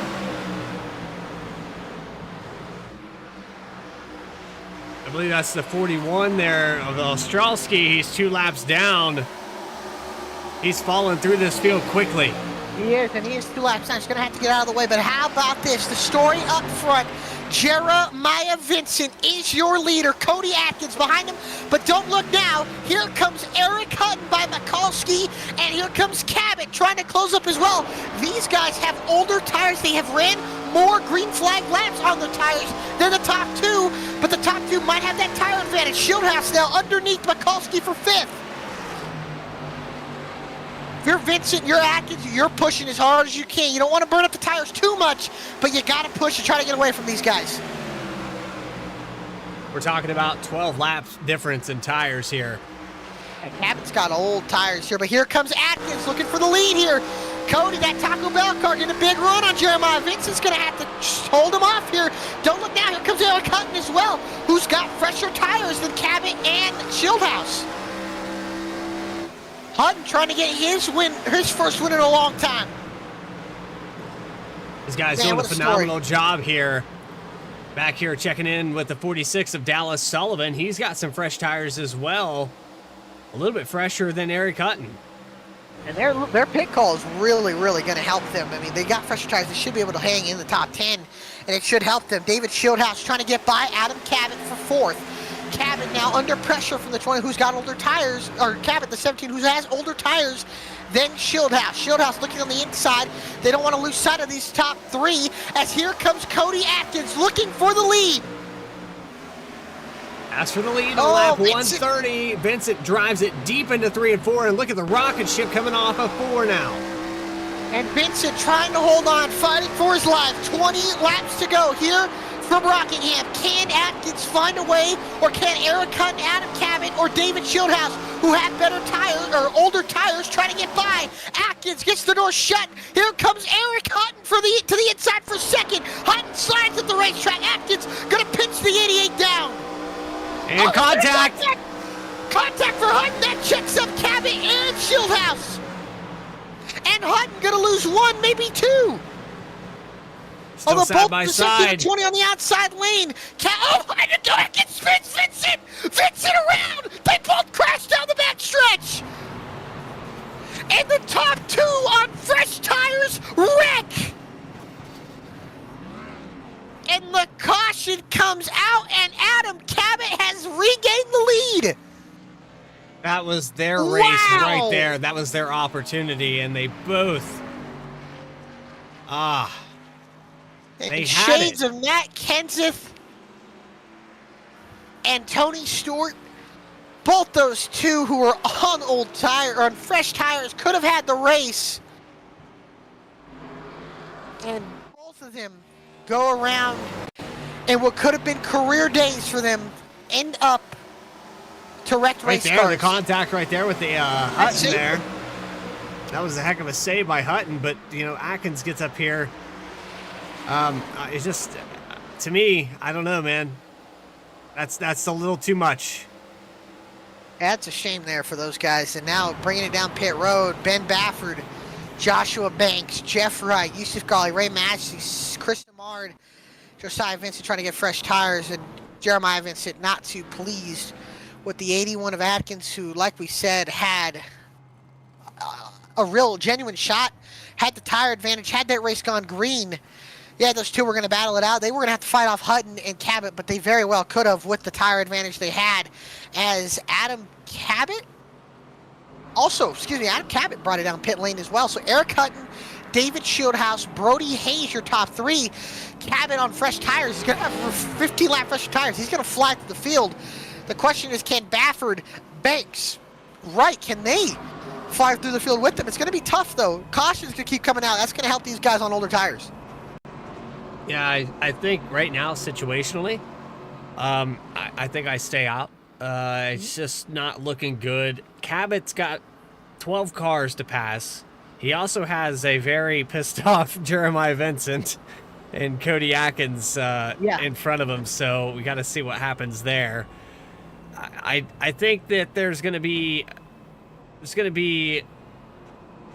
a 20% chance if we stay green, but like you said, it's going to be even tougher if we have a caution to take away some of these laps. It's a lot of cars to pass. It is.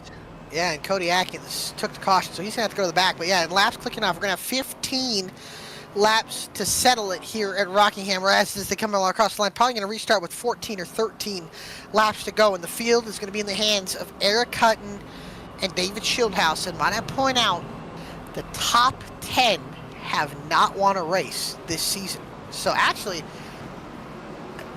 other than the top 14 have not won a race this season. Jeff Wright, the only other driver that has won a race, official, I should say, points race. Cabot won the Keogh Clash earlier this year, but not a points race. So Going to be interesting to see what happens here. We should get the 1 to green here.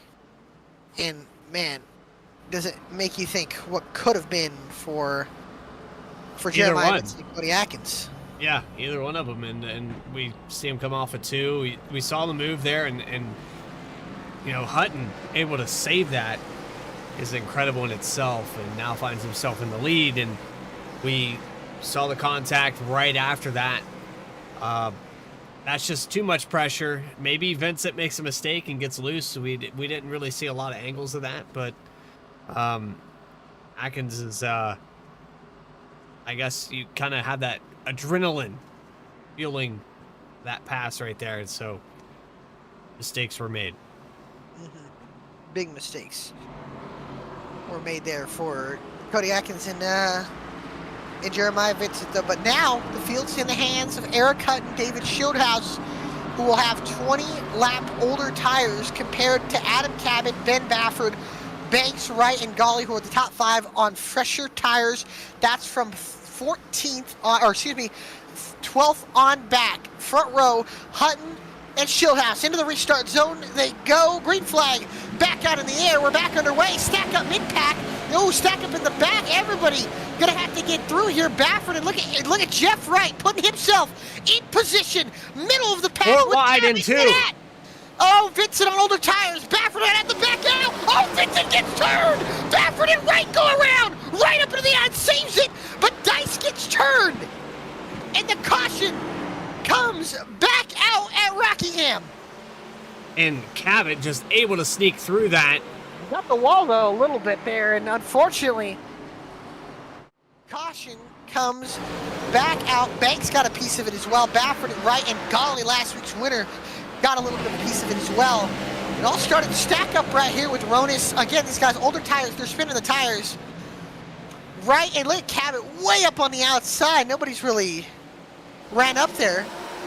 And then right here, the hole just closes. That's just Rockingham in a nutshell, race team deal. And yeah, just gets caught up. Unfortunately for Cabot, tires matter, but are they going to matter enough? Because now we're going to be under 10 laps to go when this caution comes out.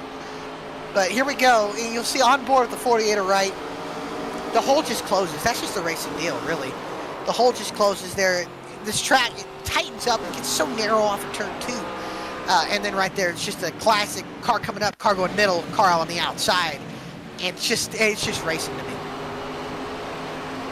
Yeah, Bafford here on the inside with that damage. He was tucked right up on the bumper, too. Taking that air off the 3.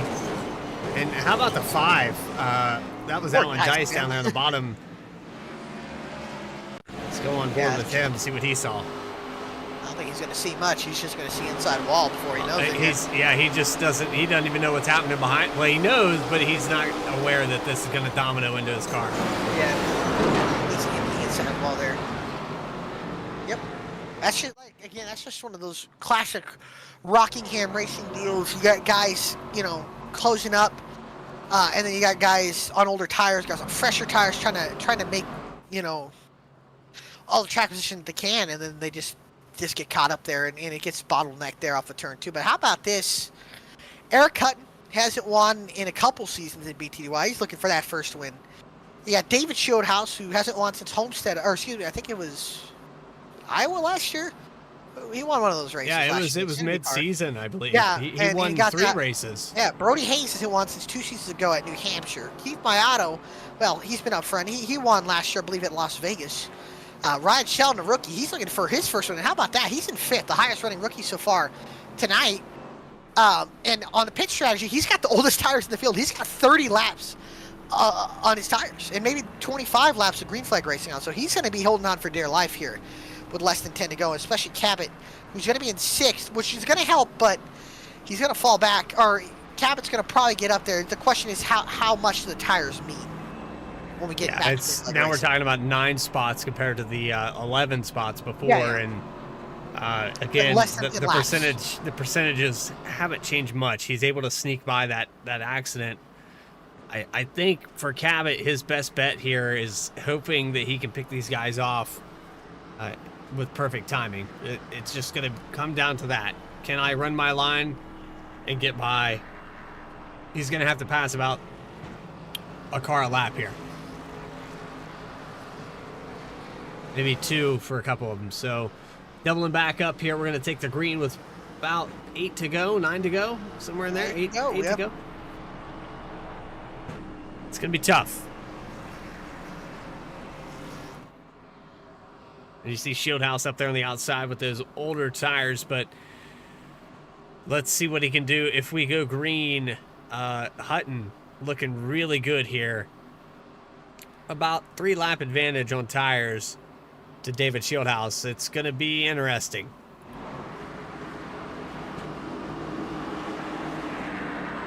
Boy, this is going to be interesting. Eric Hutton, David Shieldhouse, front row. Top 10 have not won a single race this season. I don't race 4, but one of these guys is getting their first win of the season into the restart zone as the pace truck pulls off. Hutton, Shieldhouse, your front row, and we're back underway. Hutton gets away nicely. Now the battle's for second. Shieldhouse still spinning the tires, and here comes Brody Hayes. Now Keith Mayato trying to go up the middle. Contact in the back. Here comes Adam Cabot already. Oh, Jeff Wright loose, but Cabot's going to get boxed in. No, he's not. Cabot now looking up to the outside. 15-lap fresher tires. Are the tires going to prevail? He gets boxed in behind Shelton. Shelton and Sullivan trying to take that line away. 8 laps to go. Oh, there's contact in the middle of the pack. Wright and Baffert go at it. Now, Gawley to the inside. Gawley gets into the back of Wright. Wright almost spinning down the backstretch. Now Ortega underneath Shelton, but everybody keeps it clean and green. Hayes stuck on the inside lane. That allows Mayato to get to third. The VSPEED teammates side by side. Adam Cabot, fresh tires up to 5th. The Shieldhouse doesn't have anything for Cabot or for Hutton right now, but he is in second position with Brody Hayes just behind him on a little bit older tires. Keith Mayato even older than that, and Adam Cabot to the inside now with a 36. Oh, Shieldhouse caught the wall. Shieldhouse hit the wall. Shieldhouse hard into the wall. And heavy right side damage to the back of David Shieldhouse. What Eric Hutton wants to see. Hutton started 22nd. He is leading this race. Cabot has run on to the back of these guys. He'll take it 3 wide to the inside. He'll get the 2-for-1 special off of turn number 4. Cabot up to third, looking for second. 5 to go. 5 laps to go, and he's got the run here on the inside of Shieldhouse. We're on board here with the 10 and of Brody Hayes. Oh, we're in trouble. Ben Baffert is around down the back into turn number 2. Baffert is around, and the caution is out. And that does not play well for Hutton. That doesn't. That's going to allow Cabot on the inside unless Hutton takes the outside lane.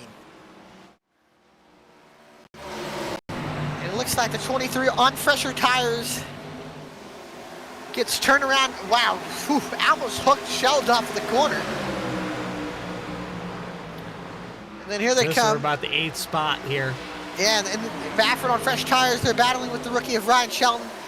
Gets loose, and then Shelton just clips him.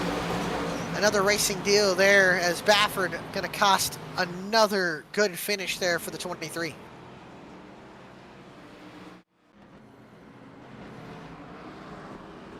So Shieldhouse was able to hold on to that position. He's going to maintain second. He was just ahead of Cabot when that caution come out.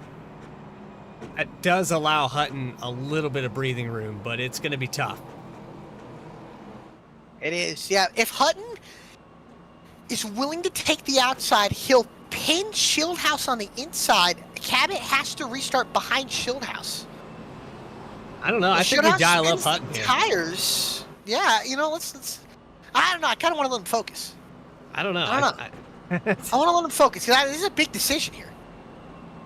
I don't know. It's gonna be interesting because I don't want to mess his decision up here because he's got a lot to think about here. You're gonna have 2 laps to go. We're going into overtime. I want to say you take the top. The top has to be getting good at restarts, but if you're the leader, you can get enough of a jump. Because if Shieldhouse lights the tires up, it's going to hold Cabot back because Cabot cannot pass until the start-finish line. So if he can hold them up just that little bit, I think there's a chance that Eric Hutton can win this race. And I think Hutton still has the best chance, although Cabot breathing down your neck is going to be tough. And on fresher tires, it's going to be hard to hold off the 17 car. I think you got to put Cabot in the biggest possible disadvantage you can. And he's got another lap to think about it. But, I mean, if I'm Hutton, I'm taking the outside lane. I know they haven't got the best restarts, but if you can control the restart and you can just hinder the 17's process just a little bit, I think there's a possibility that Hutton can go on and win this race. Gonna be close. Hutton, Shieldhouse, Cabot, the top 3. Brody Hayes, Mayato, Sullivan, Ortega, Hronis, Shelton, and Golly, the top 10. And So there's even Wright's rallied back up to 11th. And yeah, Eric Hutton, if he can win this race, he will take the points lead because Bailey Turner is going to finish 27th, although I think, no, he's still in the pit. So yeah, Turner's going to finish 27th here.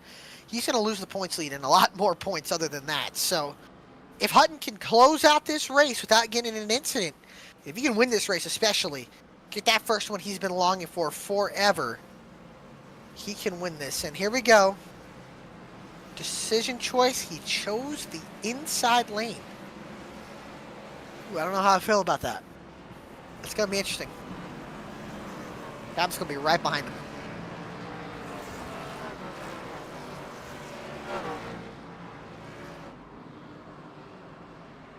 I don't know. Maybe we should have dialed him up. You could have told him. We could have. I could have. Let's find out here. Here we go. We got our green-white checker. I mean, Hutton's going to have to fight for all he's worth here. I mean, he's going to have to fight to hold on to Cabot. And remember, these guys are satellite teammates still. So there's possibility that these guys don't really get too rough with each other. But again, it's a win. It's for a win here. You're going to be aggressive. What is Adam Cabot going to be willing to do here? The pace truck will pull off. It'll be a 2-lap shootout in overtime. Hutton, Shieldhouse, front row, Cabot with fresher tires. Pace truck is off, and into the restart zone they go. Green flag back out in the air. We're back underway. Hutton gets a great restart, but Cabot now going to battle side by side with Shieldhouse into turns 1 and 2. And not much held off there. Down the back straightaway. Lap car, Bailey Turner going to get out of the way. He's back on the racetrack. Through 3 and 4. Cabot on the inside, Hutton on the outside. Cabot, fresher tires behind. White flag. 1 more lap to go for Rockingham. Can Adam Cabot get anything around? Can he find a way around Hutton? Through 1 and 2 for the final time. Cabot, 1 last charge. Big wreck off of turn 2. Half a lap to go into turn 3. Cabot to the inside. Hutton on the outside. Side by side. The middle of 3 and 4. And off of turn 4. Hutton up the racetrack. Cabot doors him. Up into the wall. Eric Hutton edges out Adam Cabot. And Eric Hutton gets his first win in such a long time. What a win for Eric Hutton. An incredible finish. Amazing finish.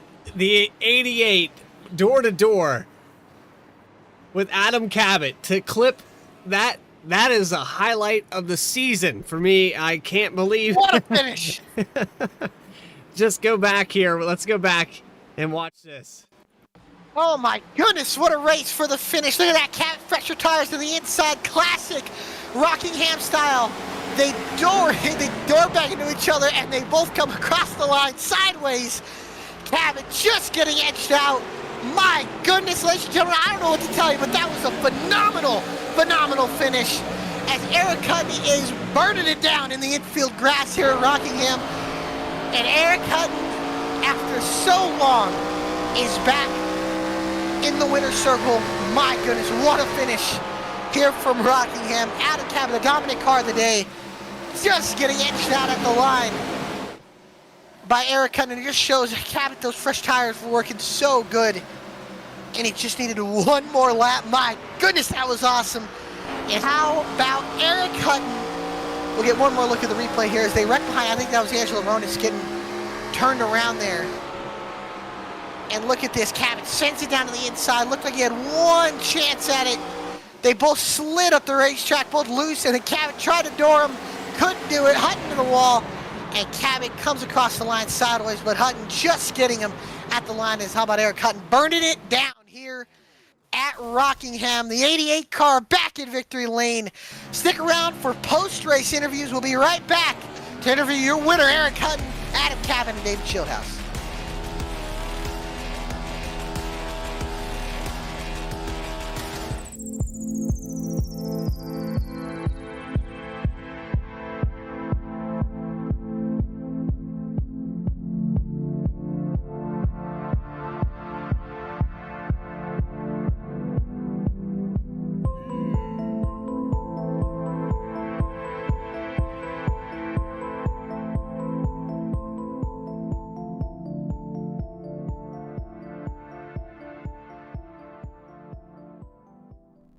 Sailor Tarot Magic is the spot to get a reading from Sally, an intuitive healer and tarot reader, known as the Nurturing Reader at New Jersey Street Fairs. You can also check out our YouTube channel for lunar and astro readings, as well as our Instagram for live weekly readings.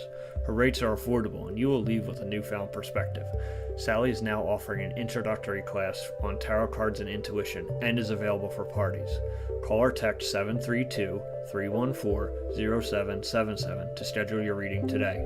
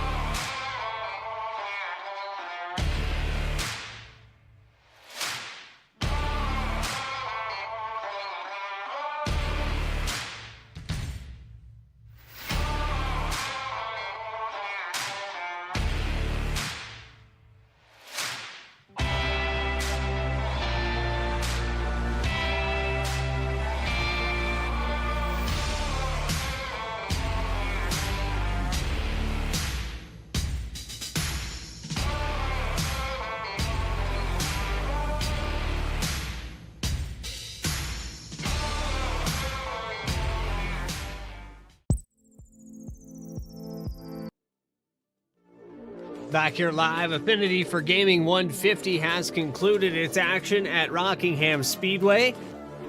And my, what a good one it was. We saw several different lead changes. We saw drivers that found themselves with 15 to go that had an opportunity and almost throwing it away and bringing it back to the guy that dominated this race, Adam Cabot, for a last lap, last corner pass. And it ultimately came down to Eric Hutton and his decision of when to pit to get the victory and seize the day for the 88 team. A phenomenal finish. Alec, it doesn't get any better than that. It does not, man. That is clear. That is just best that as it gets, Rockingham style as it gets there. And how about Eric Hutton? And Brad, I gotta ask. I believe you're down there with David Shieldhouse, who got third. I am down here on pit road, and the children are surrounding the 20. Not quite the finish that he was hoping for.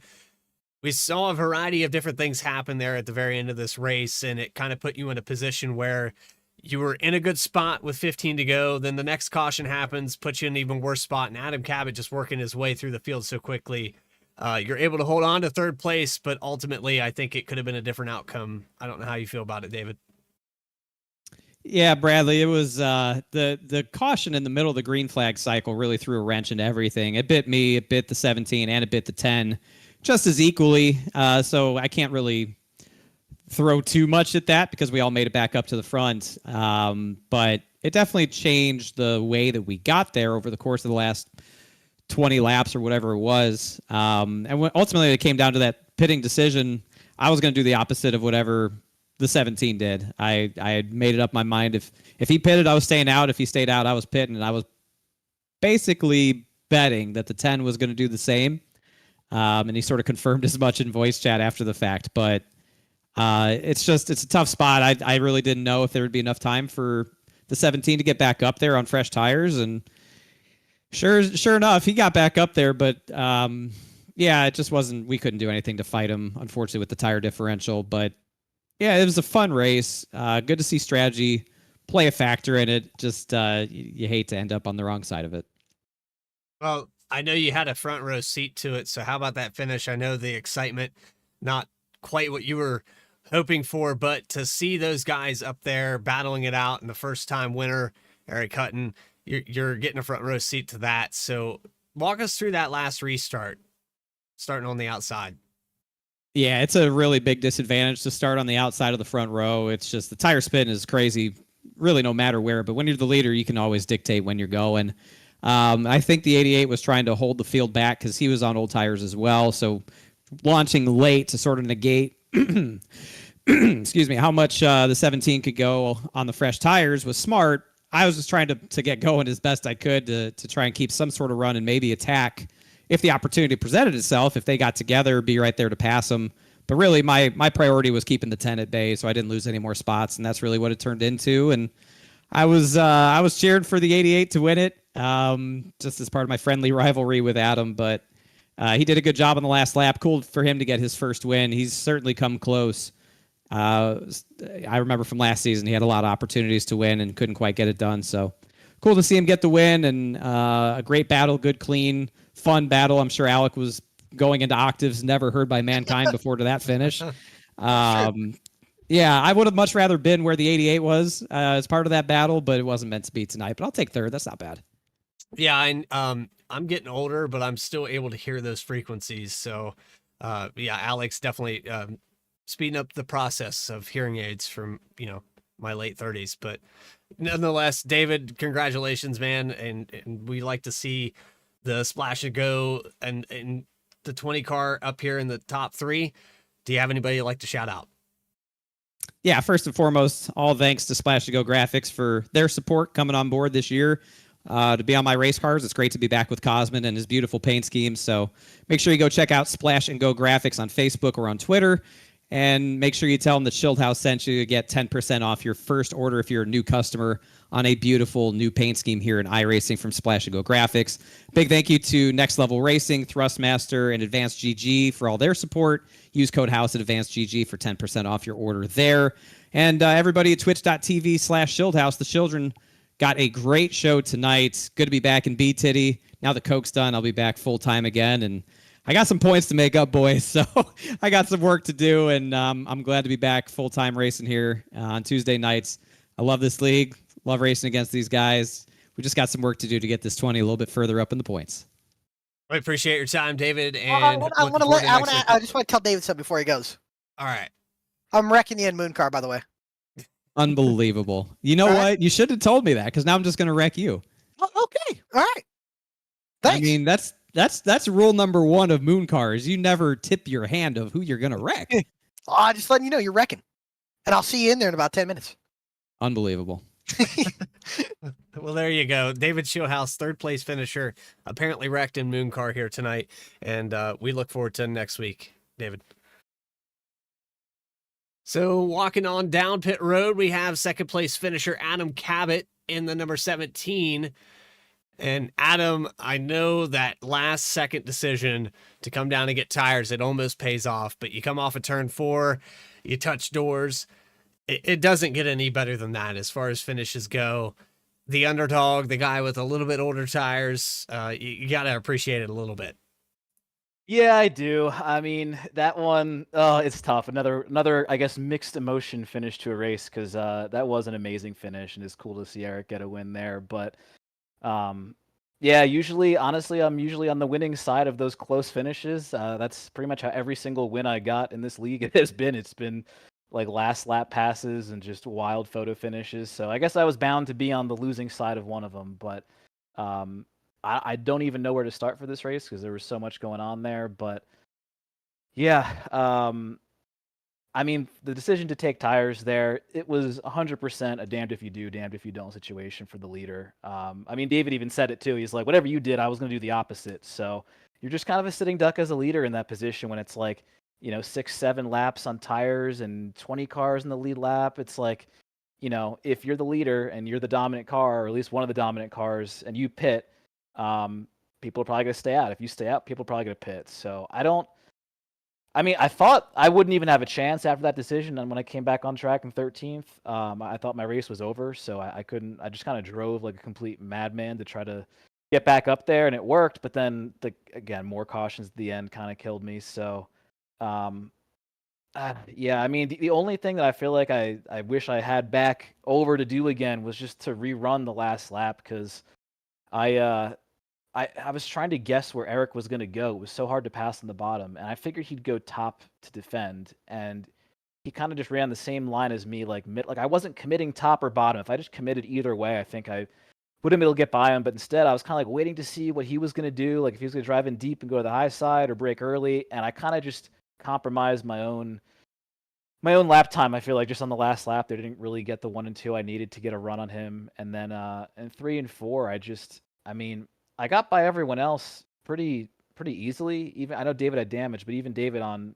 tires that were fresher than actually I'm not sure if his tires, never mind, his tires weren't fresher. I guess everyone was on the same tires there, but with how quickly I got by everyone, I thought that if I just held my line on the bottom of 3 and 4 and didn't give it too much throttle and get loose, I thought that I would clear Eric. And then lo and behold, I'm thinking I'm gonna come out there and clear him, or at least get ahead of him. We come out of 4 and I see he's above me still and has the run. So of course I tried to just rough him up a little bit, not do anything too egregious, but coming to the line, of course you're going to try to give him the door or whatever, and loosened us both up, but probably negatively affected me more than it did him. So yeah, that stinks, because this and Dover are the 2 tracks I'd circled in the calendar this year, because these are my 2 best tracks. It was pretty cool to pretty much have the field covered by an entire 10th in qualifying, and I mean, David definitely gave me a run for my money. I feel like at different times during the race, he'd be a little bit better, I'd be a little bit better. Even different times during the same run,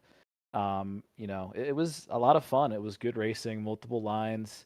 Yeah, and mention Brody Hayes too, right up on the bumper. Yeah, Brody was also totally. Yeah, Brody was up there as well, threw his hat in the ring. And at one point, I think I saw AJ in my mirror start to creep in. So I mean, it was a lot of fun. It was a good battle, but yeah, just need that. I mean, the whole race started to go wrong really when that caution came out in the middle of the green flag pit cycle. That was kind of the beginning of the downfall, I guess. And then I don't know. Like I said, I don't think I made any wrong decisions until the last lap. But of course, it's easy to second guess yourself. I mean, if Eric did run the high side, then in 1 and 2, then it would have worked out for me. So it's just a guessing game. So congrats to him. Obviously, it was fun driving up through the field last couple of restarts, and always cool to have a photo finish, but damn, I wanted this win tonight. Well, I got to add, Shieldhouse says that Cabot wrecked the 5 on lap 137. We have to DQ him, so the rivalry continues. I'm going to assume that's sarcasm there, but I don't know. We'll have to see. Pretty sure it is. Adam, congratulations on second place finish. I know it's not quite what you wanted there. Had we stayed green, I think it may be a different outcome from that last second pit stop. But do you have anybody you'd like to shout out for second place here tonight? I'm going to give a shout out to my mom, my aunt, who watch pretty much all my races. So I don't usually give them a shout out, but shout out to them. Hope they're listening. There you go. Mama Cabot and Aunt Cabot, I assume. And outside of that, Aunt what was the last name? The last name is Cher now. But, okay. Yeah, she'll enjoy this. Champion. Hey, appreciate your time, Adam, and we look forward to next week. All right, thanks. Where are we going next week? It's a next gen race, I can tell you that. No, that's my job actually. We are going to Las Vegas. We're going to Vegas during Vegas week. So yeah. Beautiful. Perfect. All right. Well, see you guys then. All right. Second place finisher, Adam Cabot. Congratulations, man. We'll see you next week at Vegas. Thanks, guys. And finally, down here in Victory Lane, we have Alec Martinez. He's standing alongside Eric Hutton in the number 88, who's able to hold off and win here tonight at Rockingham. Let me see. I get it. Eric Hutton, buddy, you got a copy? I got you, driver. Yes, sir, my brother. You got it done after so long. Hard fought battle with you and Adam there. You on older tires, Adam on fresh tires. How's it feel to finally get that monkey off your back and get that win? Yeah, man, it's been a while. Feels good. Wish it could have been a win just off pure speed, but appreciate that caution coming out during pit cycles to get me back up to the front on new tires. And then, unfortunately, I think it was Cody and Jeremiah got in a wreck in front of me, so I hate to see that. But glad to take the lead from them, and then got lucky with a few cautions and Adam taking tires. I didn't even think tires were. I wasn't thinking about tires, but it made sense. So thankfully, enough guys stayed out, and then just kept getting lucky with cautions, and here we are. For sure, man. Well, I got to ask you. I'm so happy you finally won. I got to say, I'm very happy to see you win. Now, I got to ask you, Eric. I know this is finally, it's a turning point possibly. Do you think next week, I know you've been decent. You now, I believe, are the points leader as well. The consistency's been there. Next week, we go to Las Vegas in the next-gen car. How do you feel about going out there and possibly either backing it up with a good finish, if not, maybe back-to-back wins? Yeah, I like my own halves, so it should be a decent race. I'm proud of the consistency I've had, but it's kind of annoying when you're just consistently decent. And it looks good points wise, I guess, but the win's a lot more exciting. So hopefully we can get some more wins. I don't want to give up the consistency, but you never know. I feel good about Vegas, and it's been a while since I've driven a next gen car there, but wish it was a Gen 4 car there. But yeah, it should be a good race, and hopefully we can keep this momentum rolling. Absolutely, man. Well, we appreciate your time, buddy. Before I let you go, is there anybody? Yeah, you want? Actually, I got to ask you two. Number one, how are you celebrating? And number two, is there anybody got to give a shout out to? Well, we just bought a new pin from a drive-through dispensary last night, so that was a first for me. So I think we'll celebrate with that. And I gotta give a shout out to AJ for crashing during pit cycles, and shout out to Adam for taking tires because he was clearly going to be faster. And shout out to all my teammates. And I know Bailey had a rough race, so maybe at least we get him a team win, and I know they'll be back up there. So, and shout out to you guys. Always put on a great broadcast. We appreciate it, Eric. Well, again, congratulations on your win, buddy. It's always good to see you back in victory lane, and hopefully we'll be talking to you again next week out at Las Vegas. I sure hope so. We'll see you then. We'll see you, buddy. Well, there's Eric Hutton, your winner here tonight for the Affinity for Gaming 150 at the Rockingham Speedway. Man, Bradley, what a race. What a race that was. And, man, we're going to be rolling the dice next week out at Las Vegas, and that's going to be interesting to see and going to be fun to see what happens, especially in the next year car. We had such an awesome race in Chicagoland. I am curious to see how it's going to be when we get in the next gen there in Las Vegas. Before we all shut it down for the night, let's take a look at our final results for the Affinity for Gaming 150. Eric Hutton, your race winner, started 22nd, and he comes home a winner here tonight. Adam Cabot, pole sitter, dominant car of the day, led the most laps. Comes home second with 7 cautions and 8 lead changes in total. David Shieldhouse comes home third. Brody Hayes fourth. Keith Mayado fifth. And how about Reggie Ortega in 6th? Dallas Sullivan, best finish of the year so far, in 7th. Jeff Wright rebounds to 8th. Noah Mikulski, another solid finish inside the top 10 in 9th. And last week's winner, Yusuf Ghali, backs it up with the top 10. Bonus spot's going to go to Joshua Banks with AJ Stravato in 11th, or 12th rather. Ray Massey in 13th. 14th, Josiah Vincent. Ben Bafford, my pick of the night, is going to finish 15th after that spin and getting some damage. 16th, Cody Atkins, one of the drivers that led towards the end of this race, gets involved with an accident with Jeremiah Vincent. Chris Simard in 17th. 18th, Alan Dice. 19th, Nathan Ostrowski and Jeremiah Vincent, rounding out the top 20. How about Nathan Ostrowski? 3 laps down. Most of this race brings it back for the top 20. Good finish for the 41 team.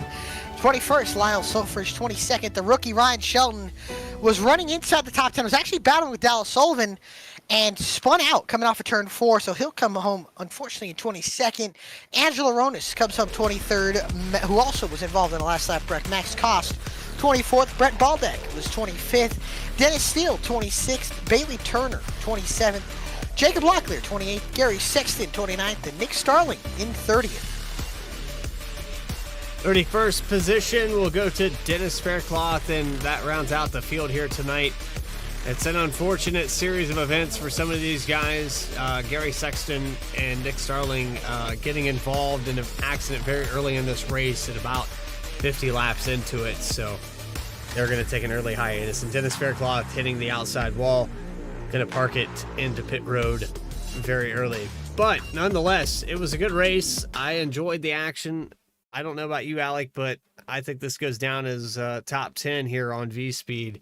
Definitely top 5 for BTDY. One of the best. Rockingham never disappoints. Always great. And hope these guys can back it up with another great race at Las Vegas. Las Vegas is going to be a heck of a show.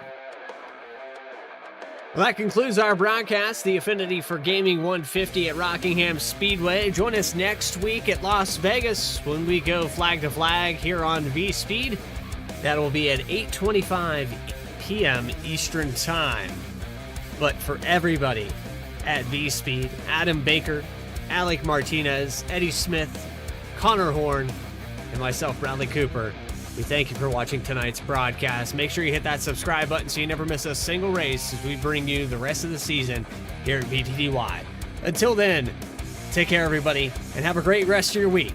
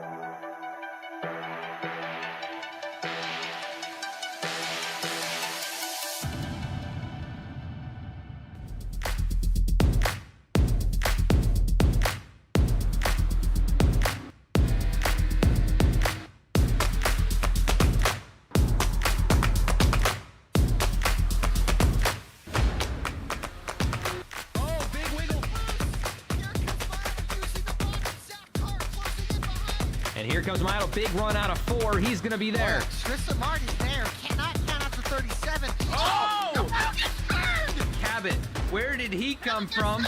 Here comes Zwack. A punch from the 33. It's a drag